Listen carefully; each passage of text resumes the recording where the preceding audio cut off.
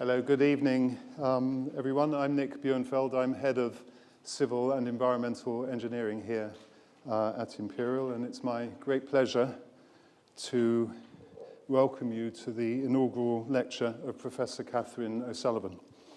So in the event of the evacuation alarm sounding, please follow the emergency signs through the 4 doors here to the assembly point, which is on Exhibition Road.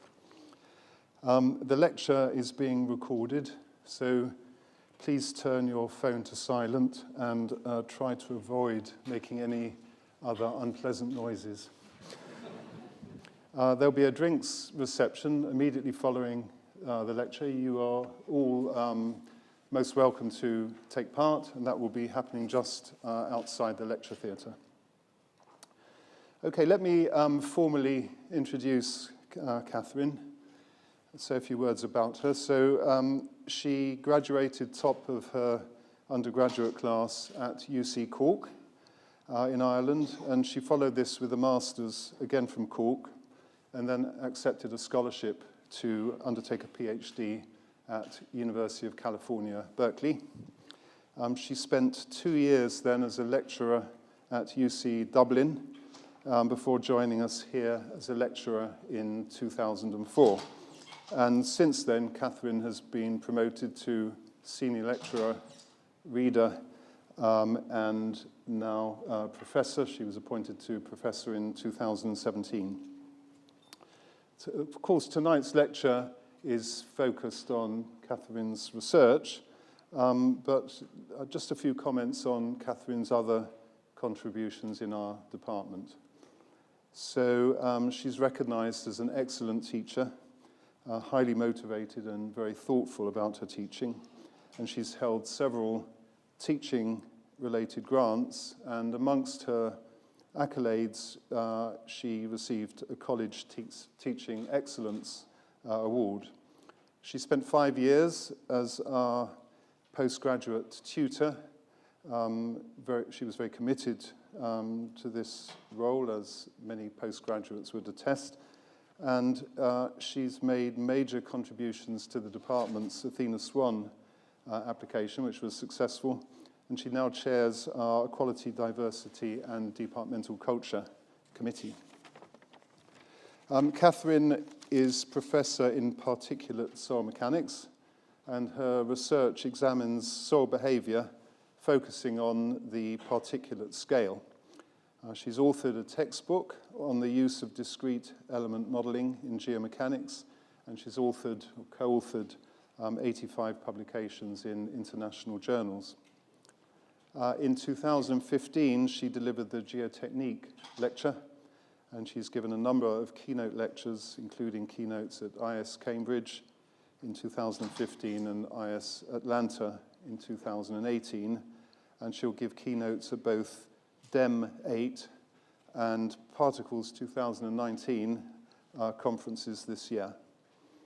Funding for her postgraduate studies and her research has been provided by the Fulbright Program, the O'Reilly Foundation, the Irish Research Council, EPSRC, ICE, the Leverhulme Trust, Arup, and Horizon 2020. And she has recently been awarded a 2019 Japan Society for the Promotion of Science International Fellowship. Catherine served on the BGA Executive Committee from 2009 to 12 and is currently a member of the Committee of the British Dam Society, and she has also served on the Council of Engineers Ireland. She was a member of the Geotechnique Advisory Panel from 2010 to 12 and is currently a member of the editorial boards of a number of journals: Soils and Foundations, Computers and Geotechnics, Granular Matter, and the International Journal for Numerical and Analytical Methods in Geomechanics.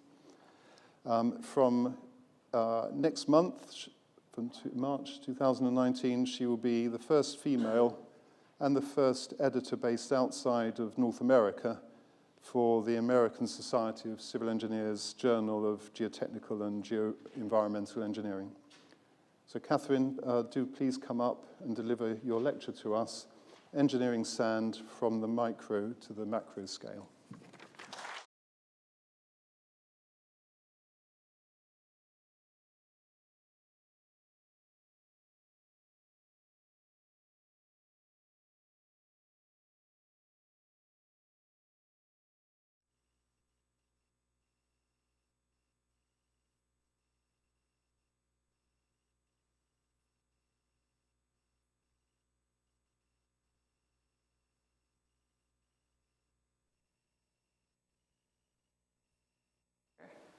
stiffness, strength, and seepage. This will allow me to discuss the behavior of soil at the contact points between the particles, the collective behavior of the assembly of particles, and also the coupled behavior of soil particles interacting with water. I'm going to support the arguments I make by discussing research in which I have collaborated with colleagues both at Imperial and external to Imperial, and that has been carried out by a large number of highly talented PhD students and postdoctoral research associates and fellows. So while some of the techniques I'm going to talk about today are very novel and have only recently been developed, geotechnical engineers and civil engineers have for a long time recognized the particulate nature of soil. The way we classify soil is by particle size. So for example, clay is associated with the particles that are smallest in size. Clay particles are less than 2 microns in size. That means their surface area is very small relative to their mass, and so the chemistry and surface interactions on these particles affects their behavior.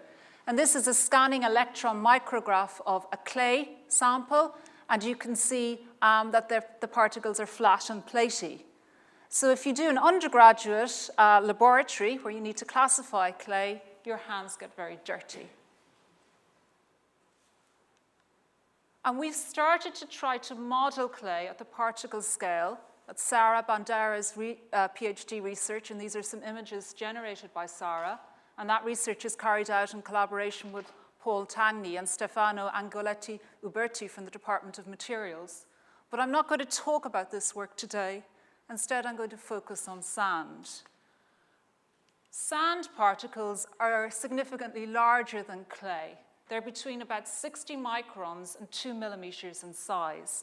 And that size means that their surface charge doesn't affect their behavior. They're not sticky. Soil particles can flow freely.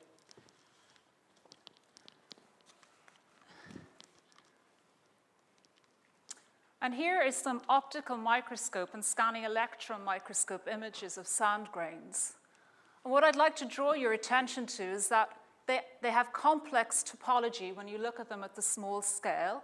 They have a definite surface texture that can vary from one type of soil to another. And if you look at these two images of collections of particles, you can imagine that when a load or a deformation is applied to them, the particles will move relative to each other. They'll rotate, they'll slide past each other. Contacts that exist already will break, and new contacts will form. And it's this collection of behavior that's happening at the particle scale that leads to an overall response that's quite complicated. From an engineering perspective, it's important to be able to predict the behavior of sand for many reasons. Embankment dams are probably the largest in terms of height geotechnical engineered structures that we have. This is an image of Bennett Dam, which is located in British Columbia in Canada. Bennett Dam is an embankment dam, and this is a very simplified diagram of how an embankment dam works. We have a reservoir, and the reservoir behind Bennett Dam is one of the largest reservoirs in North America, and that's being retained by this structure, which has shells, a low permeability clay core. That's the bit that keeps the water trapped inside the reservoir, and filters and drains that protect this clay core. And we'll talk more about those later in the presentation. But in the mid-90s, people noticed there was a problem on the road that runs along the crest of the dam. And when they investigated this, they realized a major cavity had formed inside in the dam. And that cavity formed because the water that seeps through the dam when it's in operation had washed out some of the particles. Luckily, they picked this up and they were able to remediate the dam, and there wasn't a major disaster. If this dam collapsed, it would take out a number of towns and cause devastation in that area of Canada. Unfortunately, even though we're just in the beginning of 2019, we've already seen the devastation that a collapse of a dam can cause in this disaster that we've recently heard about in Brazil. Engineers are not just interested in structures that are made out of soil, they're also interested in the behavior of soil in situ. As Nick already mentioned, I did my PhD work in Berkeley, and this is a diagram indicating the location of the Hayward Fault. It passes just to the east of the campus, and for one academic year I was living within a couple of meters of the Hayward Fault. This fault could potentially produce a very high magnitude earthquake, an earthquake higher in magnitude even than the San Andreas Fault, which is its more famous partner, which is located down here. And if that were to occur, about 25% of the San Francisco Bay Area is at risk of liquefaction. And these are images from the 1989 Loma Prieta earthquake. In the Marina district, there was significant liquefaction, and you can see the damage to the pavement or the footpath on one of the streets in that district. Underneath this, there was significant damage to utilities, including water pipes. And we've seen evidence of liquefaction in more recent earthquakes.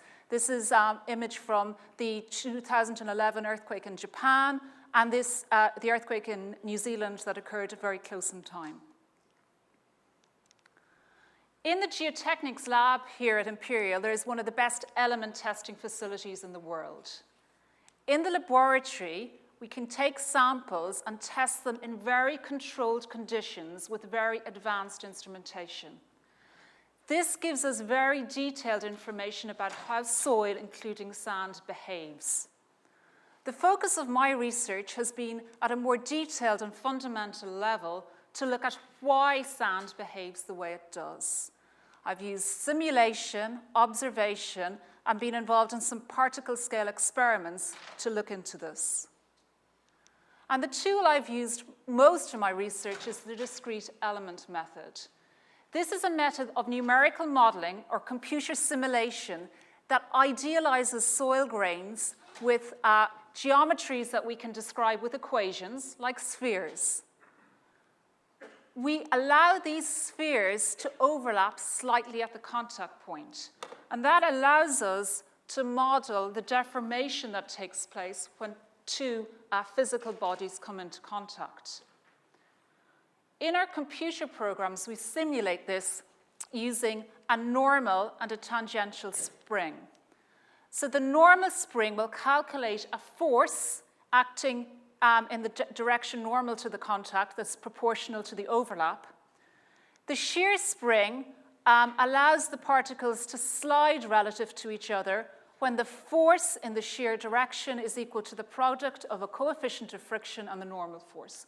So it's simple Coulomb friction that you see in secondary school science. And using this conceptually simple modeling approach, we can take a sample of soil and create a computer model of it. And the reason we want to do that is that it allows us to measure things that we can't measure in the lab. We can track how the particles displace, how they rotate, what the forces are between the particles, and we can estimate stresses. We can't do this experimentally. And the uptake of DEM, this modeling technique in science, has been very big and very rapid. I did my first DEM simulations back in around 1997. And if you look, since then, there's been an exponential growth in activity in this area because it can be used in a variety of disciplines. These are images not of sand, but of the particles in baby milk.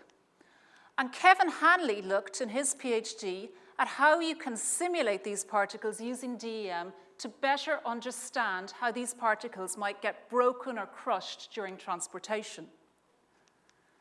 This is another image from showing how DEM can be used in a surprising way. And this is, these are items that have been cast from semi-solid metal.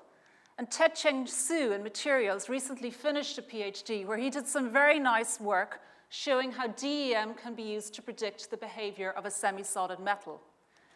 These images on the right come from experiments that were carried out on the synchrotron in Japan, where Chris's main supervisor, Chris Gourley, obtained this experimental data. And the geotechnical engineers in the audience can think of this as an inverted model pile experiment. This is the material and a plate is being pushed in. And I think you can pick out that there are grains surrounded by a fluid. Cheng simulated these using the discrete element method and modeling the fluid in the pore space and was able to capture key aspects of the material behavior. So this modeling technique has got a really broad range of applications in science and engineering. But its popularity in geotechnics has also been growing at a steady rate over the past 20 years. And one of the things we need to think about when we use DEM in soil mechanics is how many particles we have in our simulations. Now, I don't know if you can guess how many particles are in this jar. Does anyone think there's more than 1,000? More than 500? More than 1,000? You reckon more than 1,000? Maybe we should ask for a show of hands, because Matthew seems very definite. So who thinks there's more than 1,000? Yeah. Anyone think more than 100? Okay. More than 400? More than 500? More than 600? So you tapered out somewhere between 400 and 600. We did a very careful exercise in my living room last night and counted that there are 508 particles in that jar.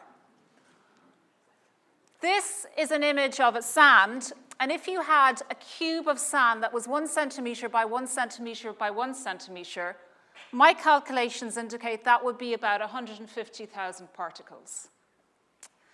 Now, that poses a challenge to us because DEM is computationally expensive. We look at systems at different points in time and see how it evolves. And the time steps we use need to be very small. We need to capture whether contacts are being lost or formed, whether sliding initiates. And we also use a method that is conditionally stable. If we use big time steps, we can get an uncontrolled growth of energy in our system, and we just get stupid results. And in every single one of these time steps, we need to carry out a series of calculations. We need to see which particles are contacting. We need to calculate the contact force. And there's many more contacts in the system than there are particles. And then once we have the contact forces, we can use that information to get accelerations and velocities, update the positions, and repeat the cycle again. And we can routinely do millions of cycles in a simulation. So if we look, and I've made a database over the years of publications in top geotechnical journals. And on the y-axis is the number of particles in published 3D simulations. And this is a log scale, so we're going from 10, 100, 1,000, 10,000, 100,000. And you can see that there's a lot of papers published with very small numbers of particles reflecting the computational cost. It's rare to see simulations of more than 150,000 particles, and we even see some simulations of under 500, not even as many M&Ms as are in my jam jar. And this poses a problem for us, and to explain what the problem is, I'm just going to introduce some basic concepts in soil mechanics. This is a track seal test, one of the tests we carry out in the lab. And in a track seal test, we apply a confining pressure to our sample of soil. Our sample of soil is inside a membrane, and we're applying a confining pressure from the outside. We then compress the soil, and we measure the vertical pressure or the vertical stress. And we can plot the difference between the vertical and horizontal stress against strain. And we see that for a loose material, it monotonically approaches a maximum stress difference, and we call this our critical state deviator stress. The dense material comes up to a peak stress before also getting to this stress level. The loose material compresses. The volume of voids in that sample reduces, while the dense material dilates. We get an increase in the volume of voids. Now, this is important because it is loose sands that are at risk of liquefaction. So we did a study to see what is sample size effects, and we looked at 4 different types of samples. These 3 samples have rigid wall boundaries. So in effect, when we run our simulations, we have a cylinder around our sample. When we want to compress the sample, we make the cylinder tighter. When we want to reduce the stress, we make it looser. This simulation uses periodic boundaries. They're a bit complicated to get your head around, but think of wallpaper. The center cell is like the repeating pattern in a wallpaper. And when we run our simulations, we allow the particles on the left-hand side or the right-hand side to look at the particles on the left, and the same with the top and bottom. In this way, we can run a simulation free from boundary effects. And when we look at the observed response in soil mechanic terms, we see something interesting. Maybe not so interesting when we look at stress versus strain, but when we look at the volumetric strain, how much our samples change in volume as they're compressed, that's when we start to get worried. The samples with rigid walls, which will have a boundary effect, dilate, and the amount by which they dilate is related to the sample size. The sample that's periodic boundaries contracts. If you were to use this to predict soil behavior in situ and maybe look at something as important as liquefaction, you would be predicting the wrong kind of response. So this is something we need to consider when we're looking at these models. And the reason for this is a boundary effect. The smaller your sample, the more of your sample that will be in contact with the boundaries. And you can see here that these black regions are regions of very low packing density, and the extent of that region becomes bigger as your sample size decreases. So when we look at DEM publications that have small numbers of particles, I'm not saying that they're invalid, but we need to look at how we use the data. And it's this kind of thing that we need to consider in our work. Now, Adnan, who's a postdoctoral research associate working with me, suggested I plot up some of the samples I've worked on over the years. And you can see that, I didn't realize this till last week, consistently in our research, for some cases, we've been up at the upper limit of what's done in our field in geotechnics. And the reason, particularly in the last 10 years we've been able to do that, is we've taken advantage of high-performance computing, or supercomputing. So supercomputers are networks of computers connected together. We can take our DEM sample, split it up, and send a different part of the sample to a different computer to run the simulation, which is great. The only snag about this is that the computers need to talk to each other, and if you have too many divisions of your sample and too many computers, communication time dominates. They spend the whole time talking, and then you don't get the benefit or the speed up in efficiency. So the other tool that I'm going to talk about today in terms of research is microcomputed tomography. And for the studies I'm going to present today, I'll show data from samples that were prepared in a tracheal cell in the lab, impregnated with epoxy resin or glue. A small bit was taken out to image in a computed tomography setup. So in the computed tomography setup, we take our sample and we put it between an X-ray source and a detector. We use small samples because we want to get good resolution on our of detail within our sample, and resolution is proportional to sample size. We take a radiograph of our sample at one position, then rotate the sample and take another radiograph. A radiograph is like an X-ray you get when you break your arm. When we add those together, we can get a wonderful 3D image that shows the attenuation of X-rays in our sample. We can distinguish the particles from the void space because they have a different density, and so they will attenuate or absorb X-rays differently. In our experience, this technique gives good data if you have a sample where the particles are relatively close in size. If you have a gap-graded material, it's difficult to get a decent number of big particles in your sample while also capturing the detail of the smaller grains. So let's now look at soil behavior and stiffness. So one of the most important discoveries in engineering science was Hooke's realization that the force in a spring is proportional to its extension. And the slope of that line is the stiffness. And this is relevant in many applications in engineering. In geotechnics, we want to know how much settlement will occur under the weight of a building. and the relationship is akin to the stiffness that Hooke discovered. In geotechnics, when we talk about stiffness, we more often look at one of our laboratory tests, and we might look at how that deviator stress varies with strain, and take the slope of that line to be stiffness. So it's the slope of a stress-strain plot. The challenge in soil mechanics is that stiffness is proportional to pressure.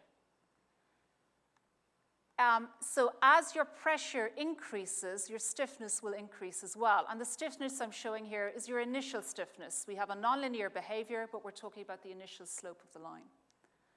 Understanding this relationship between stiffness and pressure is important if we want to predict settlement under buildings. For example, under these buildings that are founded in Thanet Sand in East London. Now, geotechnical engineers don't really like curved lines. They like to make things straight by plotting them on a log scale. So again, we're going up in steps of 10, 100, 1,000. We get this straight line, and you see similar data if you look at real data from real tests. These are some tests that Matthew Coop carried out with Costas Venturas here. And you can see they also have this straight line when plotted in this way. And we can explain the fact that stiffness increases by looking at my simple model soil particles. As the force between the particles increases, the area of the contact increases, and that explains the increase in stiffness. But if you use this theory, you predict that your slope should be about 1/3, while experimental data give a slope of about 1/2. And we tried to see if we could explain this by looking at surface texture. And we looked at surface texture by looking at a model soil, which was glass Bolletini. By looking at a model soil, we could isolate shape effects from surface roughness effects and look only at roughness effects separate from shape. To create this rough particle, we took a Bolletini particle from a supplier, put it in a coffee jar, mixed with sand, and spun it for a period of time. The longer you spin the Bolletini particle with sand, the rougher they get. These two images here are taken for optical interferometry. It's a technique that allows you to look at the surface with nanometer resolution. And you can see that the surface of the particle that's been milled with sand is much rougher than that of the as-supplied particle. And Masahide, the PhD student who worked on this, took his samples, put them into a track seal cell, and used these special shear plates to send stress waves through the sample and record their arrival at the opposite end. So they actually came downwards. And the difference in time between when you put a stress wave in and when you record it at the other end can be used to calculate the shear wave velocity, which gives you your shear stiffness. Masahide also did some DEM simulations and simulated this wave propagating through a model sample of soil. And in his simulations, he uses a contact model that said, well, when the rough bits, the asperities on your rough grains first come into contact, your response is very soft. It's only when the particles really knit together that we can use our theory to relate our force displacement. These data show how the stiffness varied with strength from Masahide's experiments and simulations. And what you see is that for his smooth particles, he more or less matched the theory and got the slope of 1/3. And for the rough particles, he got something closer to what we see in sand experiments. The rough particles are also softer. So I wanted to show you these data for two reasons. Firstly, it shows you how you can do a study to see how particle characteristics affect the overall response. But secondly, it shows that the simulations can capture the results we see in the lab, that they give meaningful data and that they can be used to discuss soil behavior. So let's move on to think about strength. Strength is important because we want to avoid or be able to predict incidents like this landslide, which closed the coastal road in California 2 years ago, or failure of a foundation. Just as stiffness was stress dependent, the strength of soil is also dependent on its stress level. And when we talk about strength, we mean the maximum stress that the sample can withstand. And again, in our triaxial apparatus, we can apply a confining pressure, measure a vertical stress as we deform. And what we see, whether we have a loose sand or a dense sand, is that as we increase the confining pressure, we increase the maximum stress the sample can take, or the strength increases. And you can draw an analogy between this and the sliding block experiment that you see in secondary school physics. So we have a weight on a lab bench. It's connected over a pulley to a force. We gradually increase that force until the weight slides. And then if we take a bigger weight, we need a bigger force to get it to slide. If we plot the force required to slide against the weight resting on the bench, we can draw a straight line through them and get a friction angle and work out a coefficient of friction. We carry out a conceptually similar type of test in soil mechanics called the direct shear box test. Take a sample of soil and put it into a box that has a split in the middle. Apply a normal force, deform or move the top half of the box, and measure the force that's required to move it. And then we plot stress, our shear stress, which is this side force divided by the area of the sample, against the normal stress, which is the normal force divided by the area of the sample. And when we do that, we can plot a straight line, and we can also work out what we call a friction angle. And the textbooks have diagrams of particles sliding around each other to explain this. However, when we have our sliding block experiment, if we increase the coefficient of friction at the interface, the slope of our relationship between our shear force and our normal force will also increase. In our DEM experiments, we can see what happens if we change the friction at the contact between our particles and see how effect that has on the overall behavior. We can simply change the coefficient of friction and allow a larger shear force to happen at our contacts before they slide. And when we do this, we get a very interesting relationship. So what I'm showing here is our soil friction angle against the interparticle surface friction. This soil friction angle is a measure of our stress ratio at large strain. The larger the friction angle, the larger the ratio of shear stress to normal stress the sample can withstand. And what you see is that for small values of surface friction, when we increase friction, we get a corresponding increase in the overall friction of our sample. But at a certain value, this plateaus, and increasing our interparticle friction doesn't give us any increase in our overall angle of friction. And we've seen that in experiments in different DEM codes with different particle shapes. And also, Angus Skinner did some experiments here in the 60s that also agree with that. So to try to understand what's going on, we can take our direct shear box and run a simulation of it and look at what's happening in the middle of the sample. Now, in the top diagram, you see our stress ratio against strain and a vertical strain or a vertical deformation against shear strain. In the bottom diagram, we're looking at the forces in the sample. Each pipe joins the center of two particles that are in contact. The width of the pipe and the color tell you what the force is. Thin blue pipes have small force, thick red pipes have a large force. As we deform the sample, we can see a rainbow of colors, and that's telling you that the contacts in the system are highly heterogeneous, highly variable. As we continue to shear the sample, you can start to see a pattern developing of red, thick pipes, these are the large forces, being orientated in this direction. And as you continue, you can really see that pattern developing, and the smaller forces are kind of at right angle to them. So what we have in our sample is a mechanism where what we call a strong force chain forms in the direction of our major stress, our maximum stress. And this is supported or in contact with parallel to our smallest stress, we have weaker contact forces transmitting a lower force. We get a process where these force chains buckle and new force chains form as we deform our sample. And we see evidence of this in experiments such as this photoelastic data. The brightly colored discs are the ones carrying the strongest force. Joanna Fonseca managed to extract these force chains from micro-CT images she gained during her PhD. and we've seen them in countless DEM simulations. We can try to understand how the buckling of force chains affects the overall behavior by extracting a single force chain from our triaxial cell. So within this sample, there's going to be millions of little structures like this. A group of particles connected together with large contact forces acting in the direction of our major stress, and weaker or smaller forces acting in the direction of our minor stress.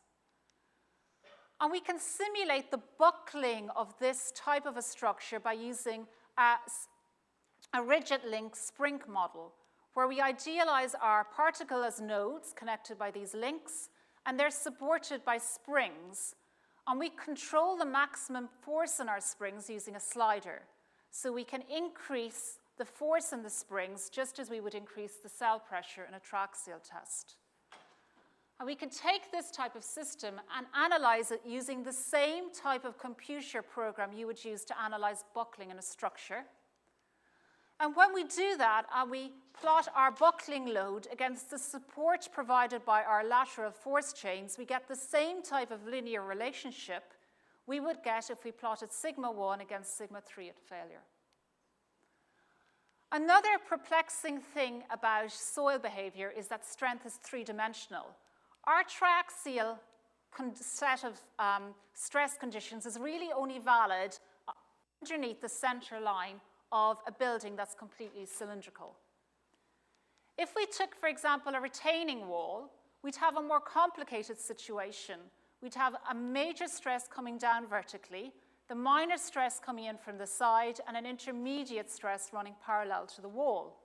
This is actually a really difficult thing to reproduce in the lab. You have to use a very complicated kit like a hollow cylinder apparatus to do this. And when you do this, you see something interesting. And the first thing I need to point out is we quantify the effect of this asymmetry in stress, the deviation from the triaxial case, by looking at this B value.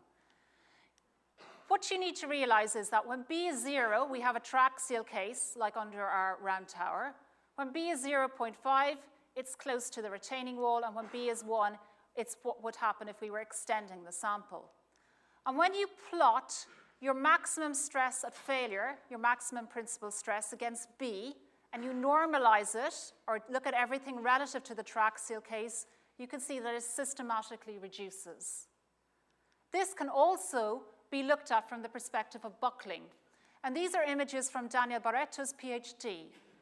In the middle, you can see force chains looking at the sigma 1, sigma 2 plane.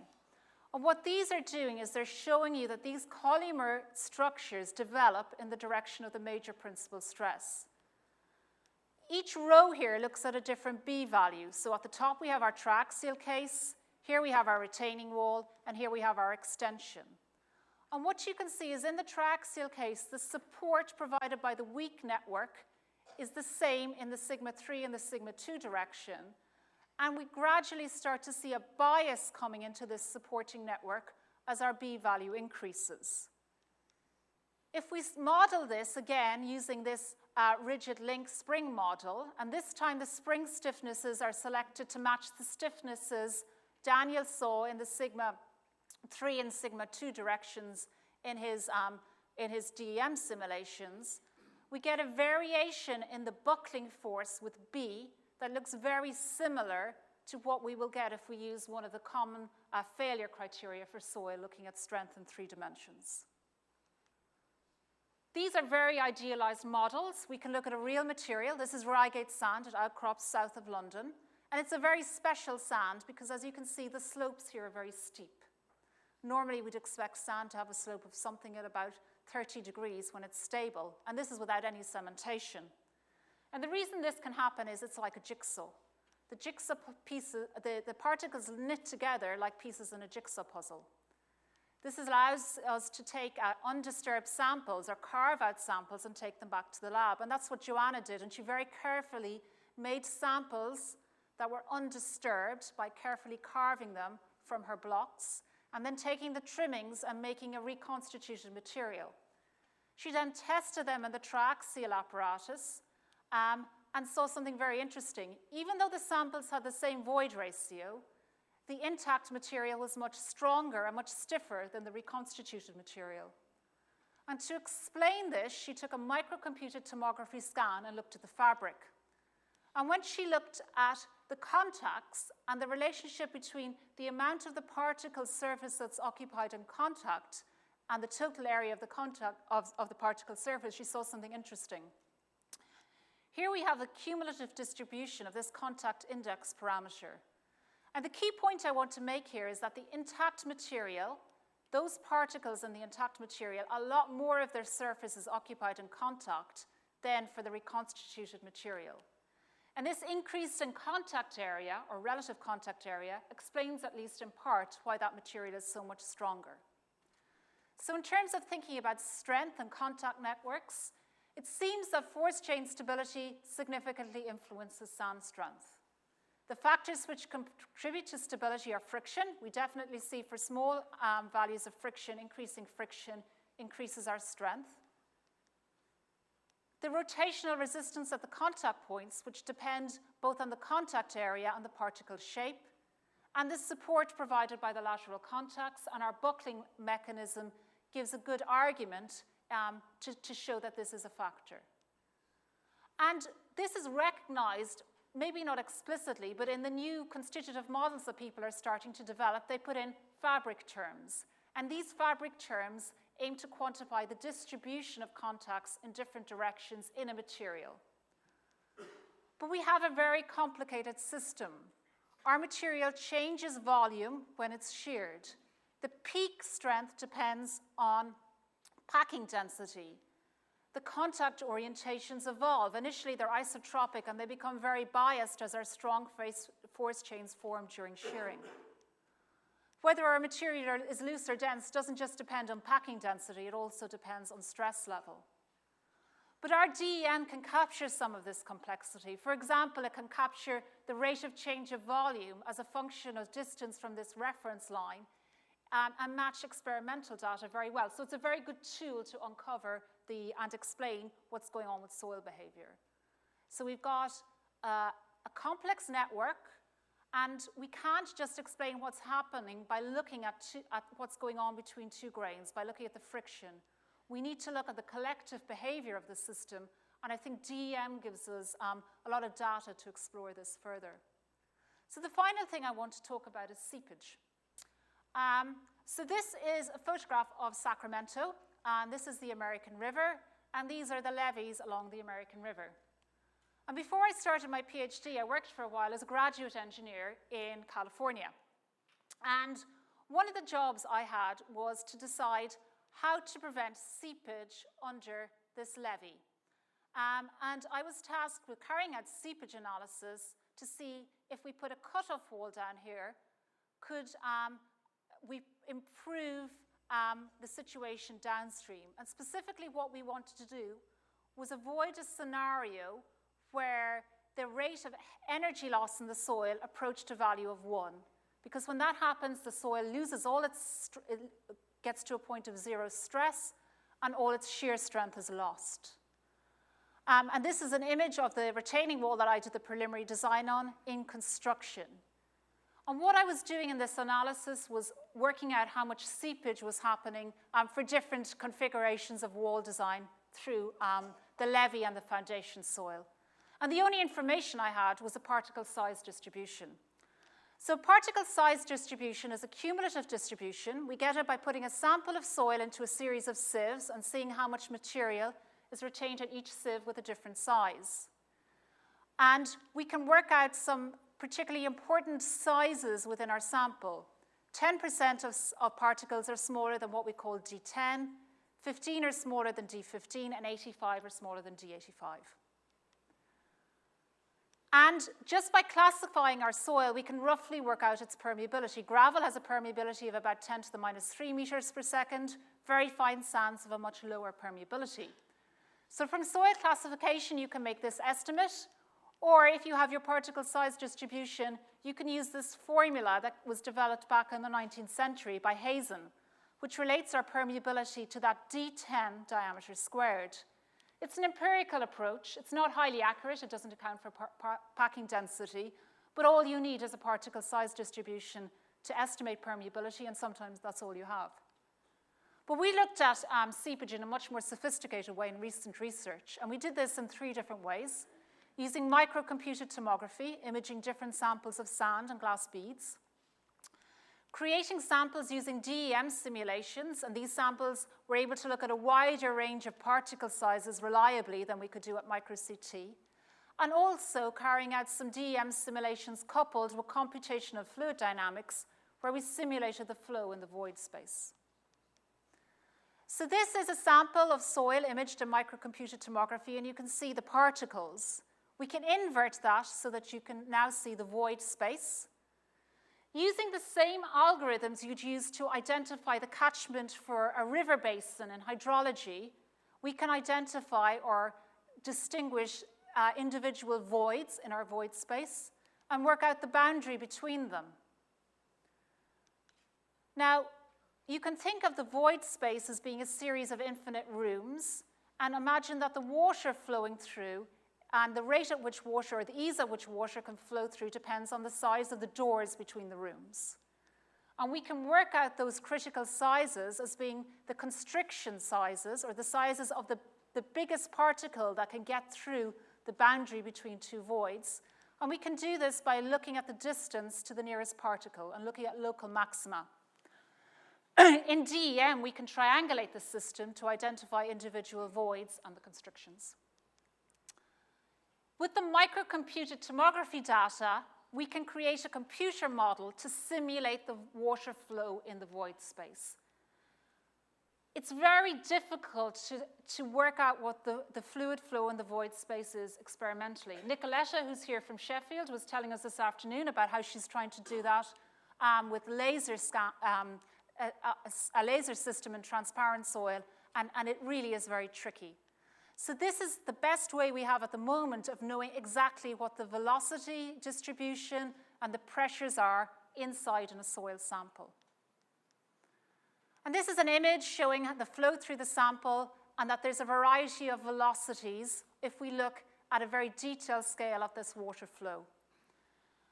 And as geotechnical engineers, we use the term velocity to refer to a flow per unit area.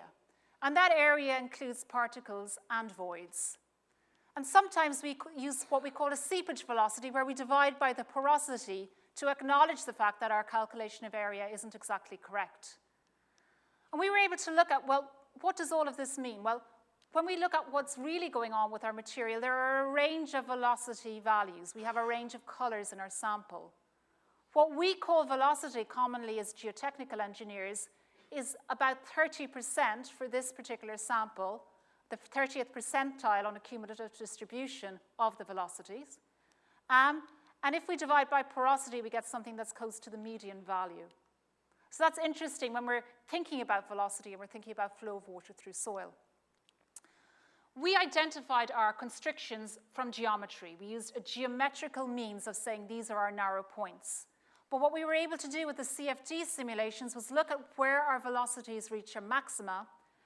And Howard, who did this work in his PhD, found that these maxima tended to give very good agreement with his geometric partitioning. That means when we look at a void space and we make a rational decision about how to separate up our voids and identify constrictions, it does agree very well with what we see from fluid dynamics simulations.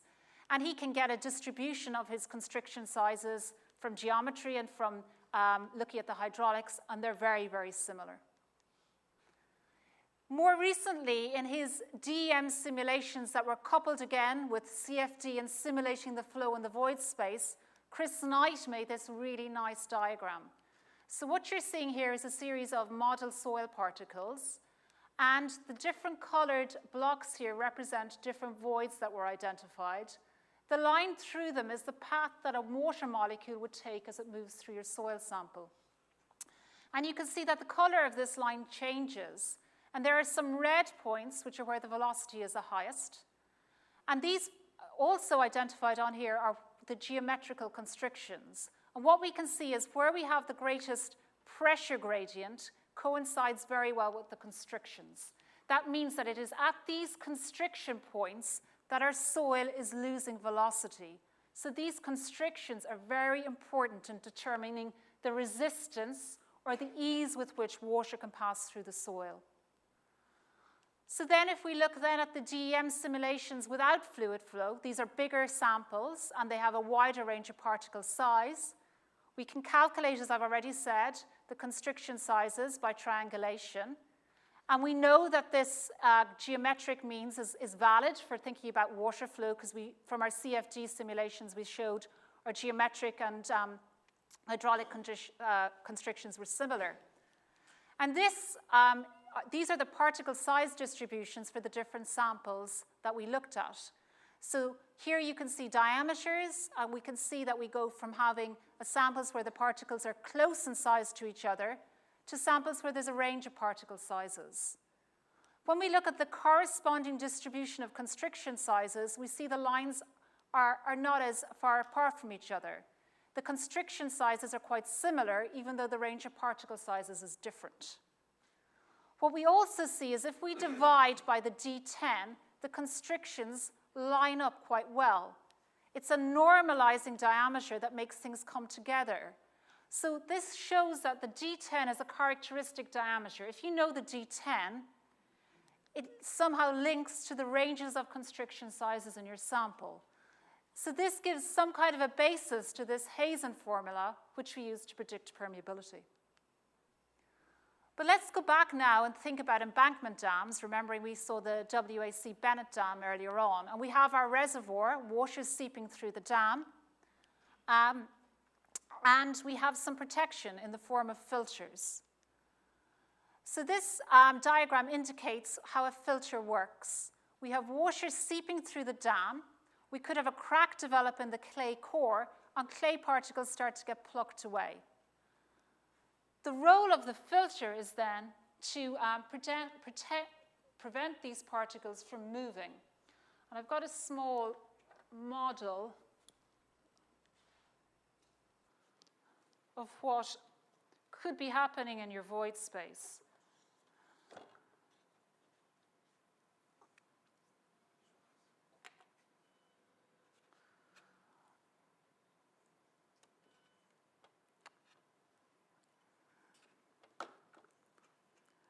So this is like a model of two voids. And you can imagine water is flowing upwards, and it's bringing the particles with it.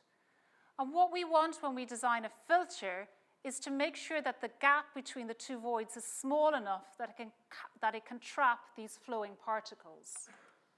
And that's the key to filter design. You want to trap those particles while also allowing your water to flow.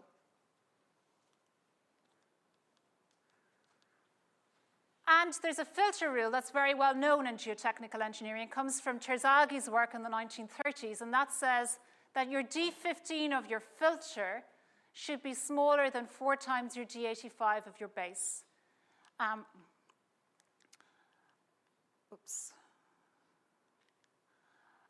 remember, 15% of your filter particles are smaller than D15, and 85% of your base particles are smaller than D85. And again, if we look at our filter particle size distribution that I just showed you, again, we have this distribution of constriction sizes.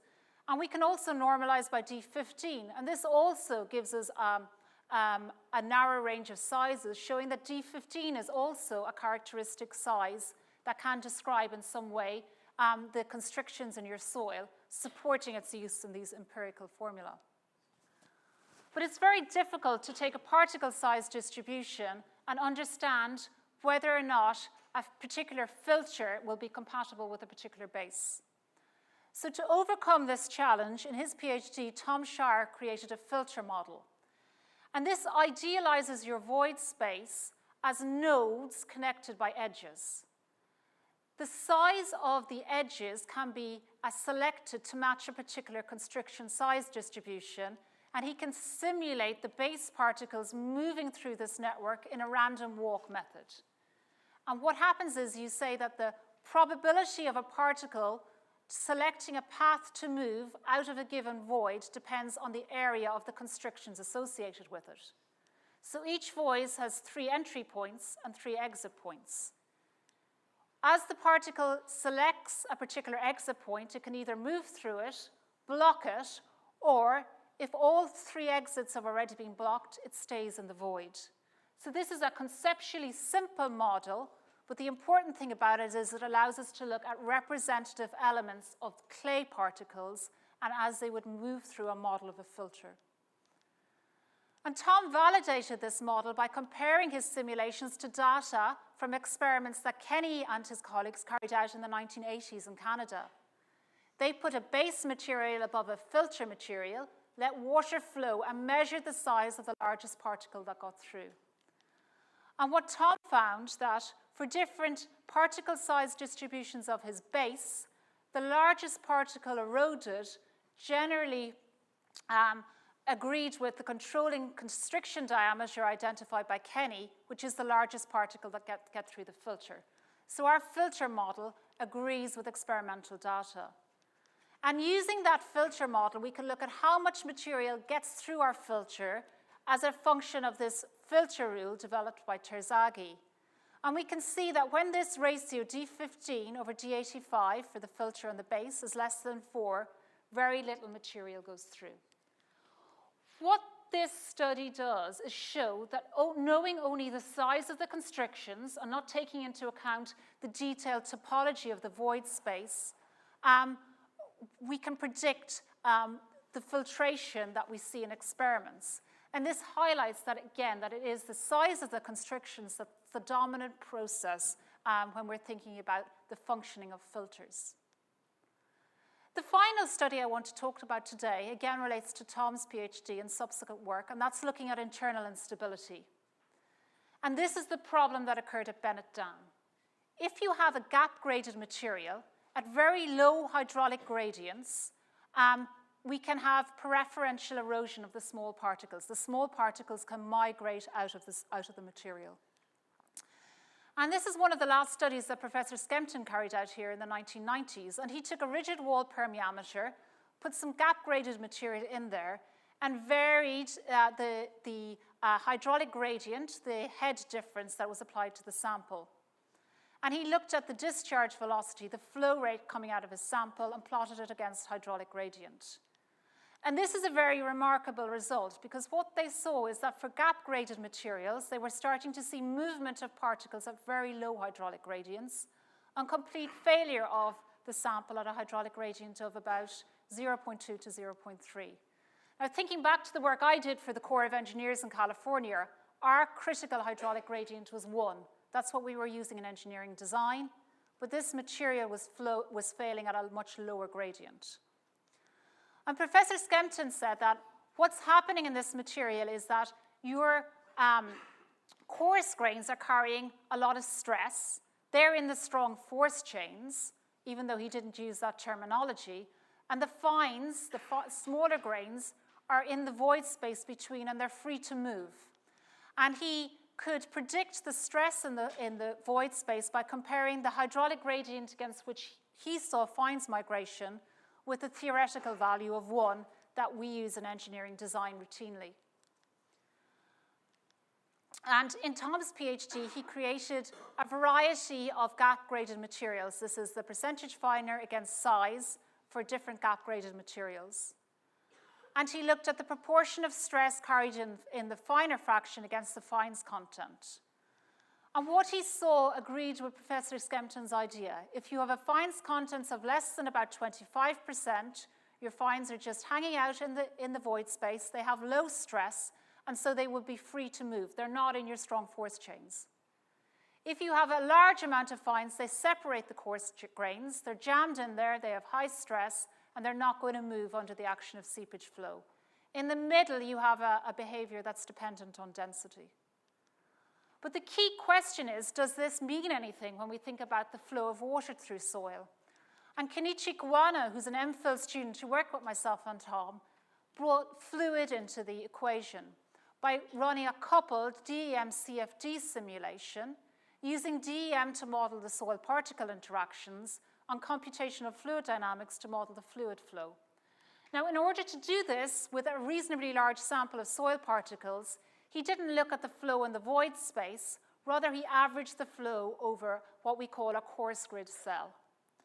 And when Kenichi did this, and he simulated the fluid flow, and he plotted the particle displacement against the particle stress, he saw, in agreement with Professor Skempton's hypothesis, that the particles that have very low stress move a lot, and the particles with higher stress hardly move at all.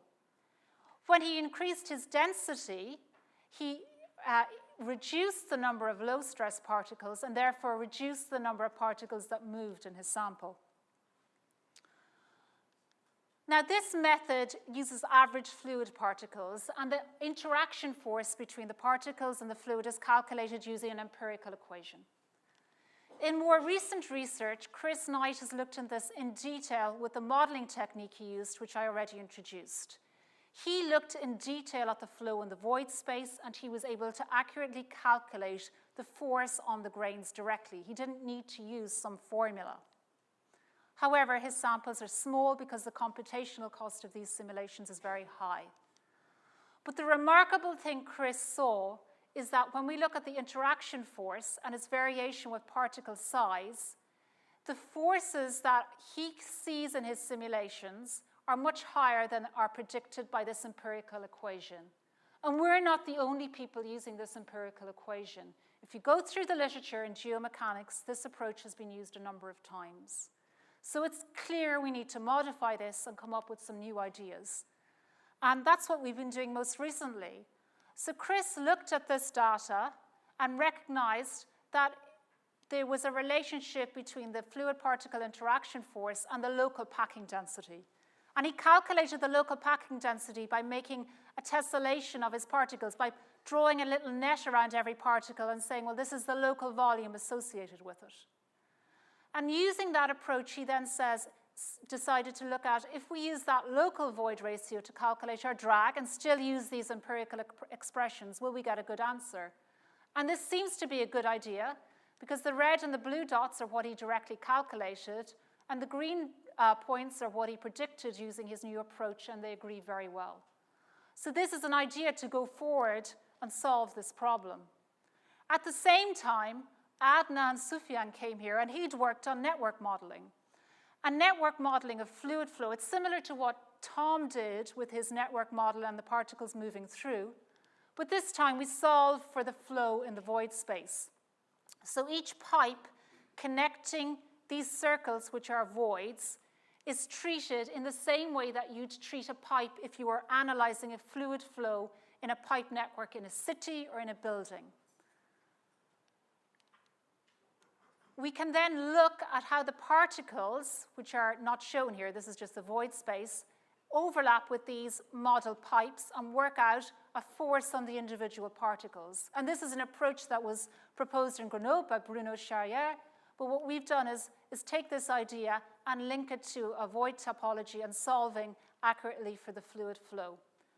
And when we compare the force using the pore network model and the force using CFD-DEM, Chris's accurate calculations, we got very good agreement. This is very important because at the moment, we can't run simulations to accurately look at fluid flow with large number of particles using these CFD approaches where we resolve the flow in the pore space. So this is an alternative method that we're continuing to work to develop. So at this point, I've said what I was planning to on stiffness, strength, and seepage.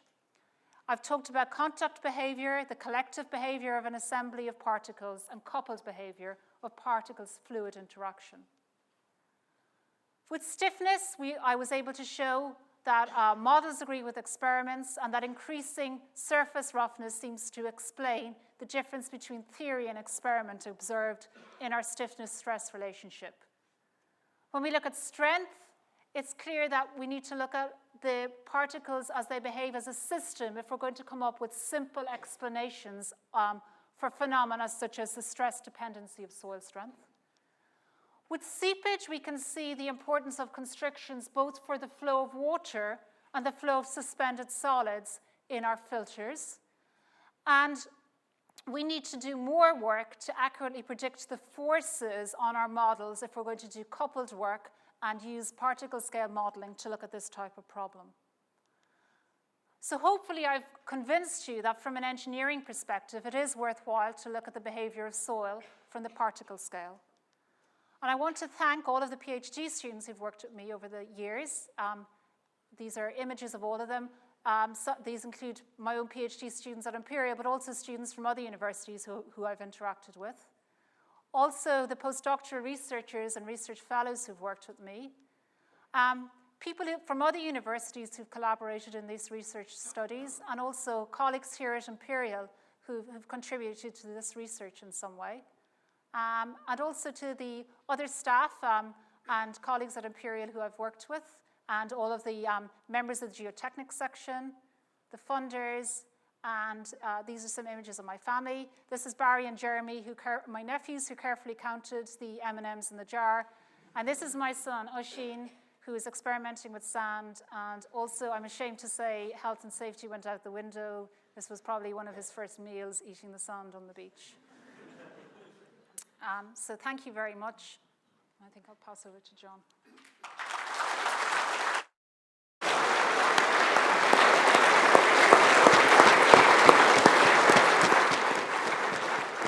Well done.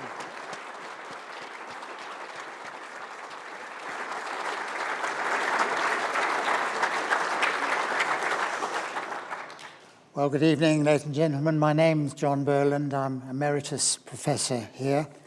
And my wife used to say, my late wife, the only thing retired about you is your paycheck.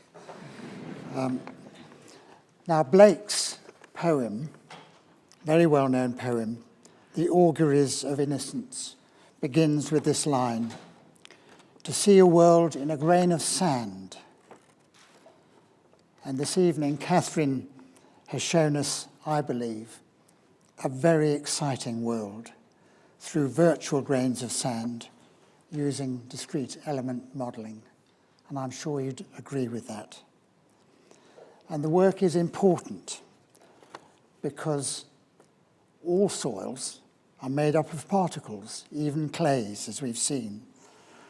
And their mechanical properties of stiffness, strength, permeability, and so on result from this phrase that Catherine has used, this collective interparticle behavior.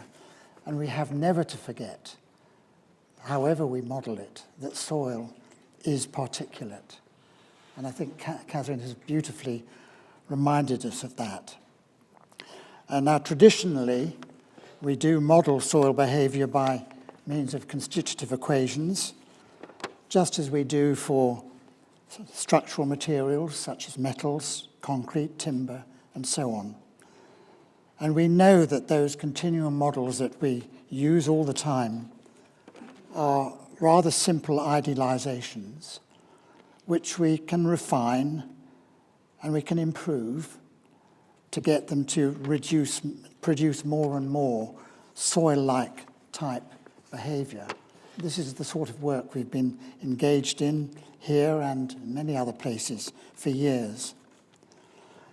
But in order to develop the quartet models, we rely on physical testing, usually laboratories testing of single elements.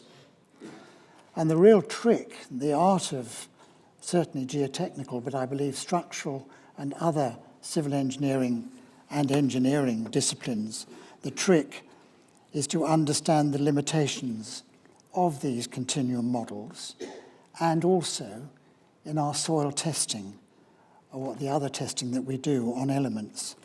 And I think really that this is where Catherine's work is so important on particulate behavior, very important. Now, Catherine became interested in discrete element modeling when she read a report of a debate that took place here at Imperial College. The report was summarized in a ground engineering article.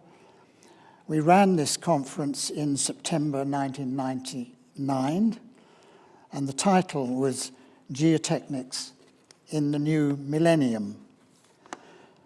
And this debate, the motion that was debated was this: this House believes that continuum models have passed their sell-by date. quite a challenging motion. Now, what was unusual about this debate was that a vote was taken before and after the debate. And the side that changed the most minds won. So that's different from just taking a vote at the end. Now, interestingly, before the debate, no one voted for this motion. Not a single vote, apart, of course, from those who were proposing and opposing the motion. But after the debate, 76 voted against the motion. That is, continuum models have not reached their sell-by date, but 5 voted for it. So they won. They won the debate. I mean, it's outrageous, isn't it, that 76 voted against and 5 for, and yet they won. Now, really, it was, of course, just a bit of fun. I mean, it was hugely hilarious. Some people took it extremely seriously, and I got castigated for changing my mind. But it just shows how interested I was in this whole area of DEM, discrete element modeling. And I think that Catherine's work shows, really, that discrete element modeling can significantly inform our understanding of soil behavior, both in our testing of elements of soil and in our modeling of it, and in our engineering. And I mean, there's a lot that was fascinating about the talk, but I think in particular, I found absolutely fascinating the work dealing with the development, the evolution, and stability of force chains during loading. We kind of just think of particles with forces going through them, but it's very, very clear that in these granular materials you get these force chains. And of course, they form struts and they're supported by loads coming in on either side. And this idea that strength is very much a function of the buckling of these chains is pretty obvious, but it's lovely the way it comes out of the modelling. On a slightly humorous note, I must say that the maze of pathways of flow through granular materials, and Catherine showed a whole office block with interconnecting rooms. It reminded very much of an exercise that I went through a couple of weeks ago of stupidly going inside an IKEA store and trying to find my way out without buying something. But on a slightly more serious note, I think also the work on internal erosion is really outstanding. And once again, we see the importance of these force chains emerging. I hadn't kind of appreciated until I heard Catherine talking about it. So let's just get back to Blake's poem, and let's just finish the first 4 lines. To see a world in a grain of sand, and a heaven in a wild flower, hold infinity in the palm of your hand, an eternity in an hour. And I think we'll agree that the last hour has been anything but an eternity. So do join me in thanking Catherine for a really excellent inaugural address. Well done, Catherine.